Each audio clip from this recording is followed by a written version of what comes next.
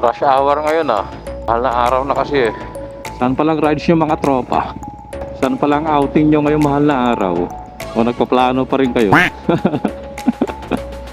Gawin nyo na yung plano nyo mga tropa. Pagkaabutan kayo ng mahal na araw next year sa kapaplano. Ituloy nyo na yan. Maiksi lang ang buhay tropa. Magpakaligaya kayo hanggat gusto nyo. Baka bukas makalawa, hindi na kayo makapagmahal na araw. Wala na kayong holiday. Kaya hanggat may oras pa, banata na ninyo. Magpakaligaya kayo. Puro kayo plano, wala namang sagawa. Joke lang. Sabi nga ni Utol, gawin mo yung gusto mong gawin, huwag yung gusto ng ibang tao. Correct. Never mind other people. Uy, hazard oh. Kasi ang mga tao, maganda man or pangit yung gagawin mo, marami silang masasabi sa'yo. May mga comments pa rin yung mga yan. Pautangin mo ngayon, kaibigan mo siya. Ngayon, pag umutang siya ulit at wala ka nang maipautang, hindi na kayo magkaibigan. Pagbigyan mo ngayon, sa susunod, pag hindi mo na pagbigyan, away-away na kayo. Dapat yung galaw natin nakabase sa mga gusto natin gawin, hindi sa mga gusto ng ibang tao. As long as wala kayong natatapakan tao, bira lang ng bira. Ako nga, ang tagal-tagal ko rin nagko-content, 6.9k followers pa lang ako. Pero dito pa rin naman ako. Isa lang ang ibig sabihin nun, gustong gusto ko yung ginagawa ko. Kung magustuhan naman ng tao ito, so be it.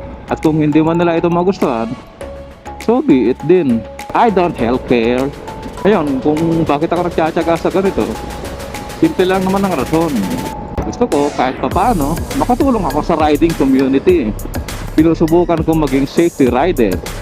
Ngayon, kung meron mang isang makaparoon ng video ko at paniwalaan nito, okay na ako doon. Meron lang isa na maniwala sa akin, sapat na yon, na naniwala sa video ko at ginawa niya ito at nakapagligtas ng buhay niya, okay na yon. Ang lesson na gusto ko iparating, magtiyaga kayo sa mga bagay na sinimulan ninyo, sa mga bagay na gustong gusto nyong gawin. Magtiyagaan nyo lang. Totoo lang, hindi ko pa nga nakikita yung tagumpay ko sa ginagawa kong ito eh.